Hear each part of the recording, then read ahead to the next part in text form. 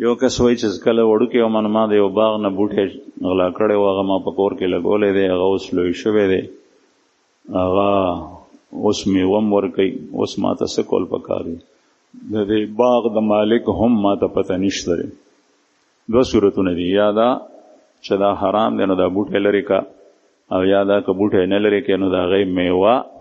هغه ته مخوره، په بچو یې مخورو، فقراو ته یې ورکو چې کوم بلکل فقیران دي، مسکینان دي. او نیت دا کوه چې یا الله د دې اجر هغه چاته ورسوي چې څوک د دې مالک. یو کس وایي چې آیا اعوان ذات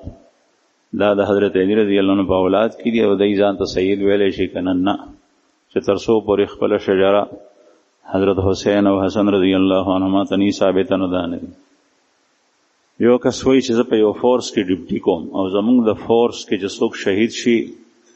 نو د هغه د تصویر مخې ته شمع بلی او سلوټ کوي. دا طریقه څنګه ده؟ دا بالکل خطا ده، او دا اور بلول دا د مجوسو او د هندوانو رسم دی، دې نه ځان ساتل پکار. یو کس وایي چې اول تورات نازل شوی دی او که زبور. اول تورات نازل شوی دی، بیا زبور، بیا انجیل، بیا قرآن پاک. تورات په موسی علیہ السلام نازل شوی دی، زبور په داود علیہ السلام باندې. داود علیہ السلام د سلیمان علیہ السلام پلارو او دا غي کتاب احکام هم هغه چې کوم موسی علیہ السلام.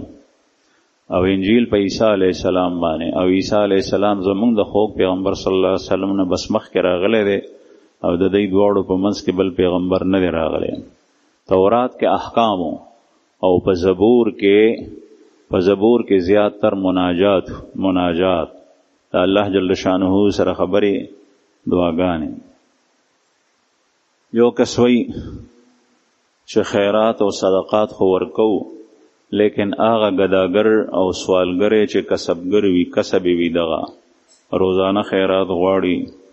هغوی ته خیرات ورکول څنګه دي؟ د دې شرعي حیثیت څنګه دی؟ نو ته چې خیرات ورکې، صدقات ورکې، نو ګوره چې کوم سړی غریب دی ستا په محله کې دی، هغه ته ورکو، هغه ته بهتر ده، ځکه چې د هغه د حالاتو نه ته خبرې. سائل او ګداګر د حالاتو نه ته نه خبر. بعضې په دی کې ډېر مال جمع کړی وي چې ته هغه ته ورکې، نو ستا خیرات صدقات زکات نه کېږي، ځکه چې هغوی سره مال دی شاته. لیکن که چېرې بیا اسې ورکول غواړې سیوایي صدقه او خیرات، نو سائل ته ورکولی شي. دا هغه وخت کې چې کله تا ته د دې خبرې علم وي چې دا سائل نشهی نه دی، دی په دې پیسو باندې د ګناه شی نه اخلي او د سره شاته د موړي نشته، پیسې ورسره نشته، تا ته دا پته ده، یا تا ته علم نشته، عدم علم، په دې صورت کې سائل ته ورکولی شي. قرآن کریم کې الله پاک فرمایي وَأَمَّا السَّائِلَ فَلَا تَنْهَرْ. سائل رټمه. سائل رټل دا ګناه ده، د قرآن پاک د نص خلاف ورزي ده. رسول الله صلی الله علیه وسلم په مخ کې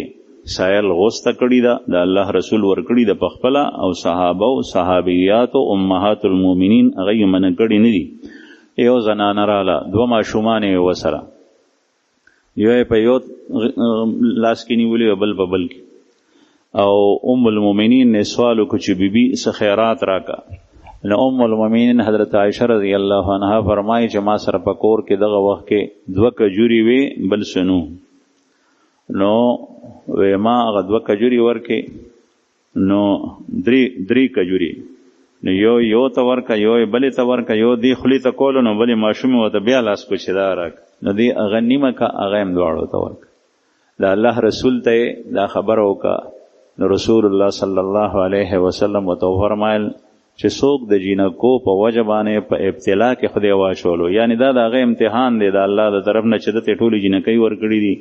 او دی د هغې تربیت کوي، د هغې د صحت، د هغې د کپړو، د هغې د خوراک او د خېټې خیال ساتي، نو الله جل شانه د د جهنم نه بچ کېدو د ذریعه وګرځوي. نو پیغمبر علیه السلام ام المؤمنین منع کړي نه ده چې تا دې سائل ته دا ولې ورکې، مه ورکو، نه، سائل ته د ورکړې حکم دی. البته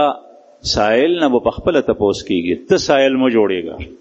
که ته سوالګری جوړ شوې، نو یاد ساته چې دا هم په حدیث کې شته، ورکوونکي ته خو هغه امر و، تا دپاره بیا دا امر دی چې ته کله سوال کې نو د الله رسول فرمایي چې سائل سړی به په ورځ د قیامت داسې راشي چې ضرورت یې نه او خلکو نه غواړي چې د مخ به لکه پیشوګانو چې شکولی په نوکارو باندې په پنجو باندې دا سرمنې ځوړندی دې حالت کې به دی راشي نو خلک به د په تماشا چې دا څوک دی او دی په کومه ګناه کې مبتلا دی. یو کس وایي چې مثلا یو عالم یو عام سړی ګناه وکړي او یو عالم ګناه وکړي او د دې دواړو ګناه یو شانی نو دې دواړو ته به یو شان سزا میلاویږي او که نه دا چې کوم سړی عالم نه دی د ته به دوه ګناه یو د دې خبرې ګناه چې ګناه دی او سزا بي بل د دې خبرې ګناه چې تا د دې ګناه نه په خپل ژوند کې ځان ولې نه خبرول تا زنا کوله او تا د دې نه ځان نه خبرولو چې زنا حرام ده دا غیم ګناه ده د زنا کولم ګناه ده او عالم چې ګناه وکړه هغه علم د ګناه حاصل کړی دی مثلا یو ګناه وکړه دروغ یې ووي او بیا هغه ګناه وکړه نو هغه ته د ګناه کولو سزا ده. یو کس تپوس کړی دی چې آیا په فرض مزونو کې په هر رکعت کې 2 سورتونه ویل پکار دي که نه یو سورت وایا 2 سورتونه نه البته که چېرې چا جمع کله او طویل قرات کول غواړي د په مونځ کې هیڅ قسم ته فرق نه راځي. واجب څه ته وایي واجب هغې ته ویلی کېږي چې په هغې کې یو طرف ته ظنیت وي ثبوت او دلالت چې دواړه قطعي وي نو فرض حکم ته ثابتېږي چې یو طرف ته ظنیت شي نو بیا ته نه واجب ثابتېږي. مثلا ثبوت د قرآن پاک نه دی چې قطعي دی لیکن دلالت صریح نه دی نو واجب ته ثابتېږي او یا دلالت قطعی دی حدیث مبارک دی لیکن ثبوت ظنی دی اخبار احاد نه ثابت دی نو دا واجب دی. یو کس وایي چې نور او سپوږمۍ دا تندر ولې نیسي او دغه وخت کې مونږ ته څه کول پکار دی په دې باندې الله پوهیږي چې دا تندر ولې نیسي او دا ځای ممبر چې کوم نه د دې تحقیقاتو د پاره نه د کوم ساینسي دي دا په سکول کې په کالج کې چرته کې وایا ممبر نه د دې جواب دا دی چې دا د الله جل شانه حکم سره کیږي او دغه وخت کې یره پکار ده توبه پکار ده الله جل شانه ته رجوع پکار ده او د نور تندر په موقع باندې رسول الله صلی الله علیه وسلم صلات کسوف مسکړې وي او د سپوږمۍ تندر په موقع باندې نبی کریم د امام ابو حنیفه رحمه الله فرمایي چې موږ ځان ته کول پکار دی جمع ته نه د الله نه یریدل پکار دی خوف پکار دی لیکن نن سبا اصل شی خلکو ختم کړی دی تحقیقاتو پسې لګیا دي. حدیث مبارک رسول الله صلی الله علیه وسلم فرمایي ان الشمس والقمر آیتان من آیات الله لا ينخسفان لموت احد ولا لحیاته. رسول الله صلی الله علیه وسلم بچه ابراهیم علیه السلام رضی الله عنه هغه وفات شو په وړوکوالي کې دا 13 میاشتو نو چې کله وفات شو نو په هغه ورځ باندې الله جل شانه قدرتونه و چې نور هم تندر نیولو او د جاهلیت په زمانه کې دا رسمو چې کله به نور تندر اونیو نو د عربو عقیده داوا چې یا یو غټ سړی وفات شوی دی د هغه په غم کې د انور بینور شو او یا یو غټ سړی پیدا شوی دی د هغه په خوشحالۍ کې د انور بینور شو د هغه غټوالی دومره دی چې په انور پرې وتو اثر یې وکړو دا غلطه عقیده وه. رسول الله صلی الله علیه وسلم په دې موقع خصوصا فرمایل په کسوف موزیو کو بیا فرمایل چې خبردار د انور او سپوږمۍ ګورې د الله جل شانه په نخو کې یو دوه نښې دي د الله د قدرت نښې دي دی پیدا کړي او دی د چا د مرګ او د ژوند د وجه نه تندر نه نیسي بلکې دا د الله نښې دي او بعض روایاتو کې راځي چې کله تاسو ووینئ چې دا تندر ونیسي نو تاسو مونځ طرف ته منډه کوي بعضې کې دي ففزو الی الصلاة بعضې کې دي ففزو الی ذکر الله د الله جل شانه ذکر طرف ته توبې ته. یو کس وایي چې نن سبا د غزې حالات محتاج د بیان نه دي لیکن د مسلمانانو په مقابله کې غیر مسلم د هغوی دپاره زیات مؤثر آواز اوچتوي د دې وجه سره مسلمانان په حیثیت مجموعي په دې مقابله کې ډیر کمزوري د دې علاج سره د دې علاج دا دی چې مسلمانانو کې بزدلی ده. د الله رسول فرمایي چې یو وخت به راشي په تاسو باندې ستاسو مثال به داسې لکه څنګه چې په دسترخوان باندې خوراکونه پراتی او نهور خلق غیر چاپیر دسترخوان نه کینه او دسترخوان نه زی په زی دا نوړی غټي غټي اوچتای او خوري. نستاسو مثال په دسترخوان دا خوراک ته او دا مختلف قومونه به تاسو اوچتای. نو کله افغانستان کې خلک اوچت کې شهیدان کې او کله په عراق کې او کله په برما کې او کله په سومالیا کې کله په یوځای کې کله په بل ځای کې بیا چې کوم دینو په غزه کې د ډیر وخت راسي دا کیسه شروع ده. نو دا بزدلی ده او جوبن دی چې مسلمان نو جتای دی وای چې زما خېټه ډکای او زه په امن کې په آرام کې نو زما په خپل آرام کې د خلل ولې چوم چې زه आवाज چې تم زکه چې زه به آرام کېږم او ما ته وو زما بچو ته وو زما کاروبار ته زما کور ته به نقصان ورسی. رسول الله صلی الله علیه وسلم نه تاسو صحابه کو دا به سوجه یا رسول الله زکه چې غیب دا ذهن کې مراد چې مسلمان وي دی بس نه کوي دشمن به اوچتای. وته فرمایل چې تاسو کې به وهن پیدا شي. وی وهن څه شی دی یا رسول الله؟ د وهن لغوي معنی پیژندا لیکن تاسو کیفیت مبارک کی وی چې وهن دا د حب الدنیا و کراهیت الموت دنیا سره محبت او د مرګ سره نفرت دا و پیدا شي. زمړ نشم بچی می مړ نشي خزه می مړ نشي مال کور مال له کور می وران نشي مال په بینک بیلنس پروت ته هغه مال له بینک به تباشي زما مال بلاړ شي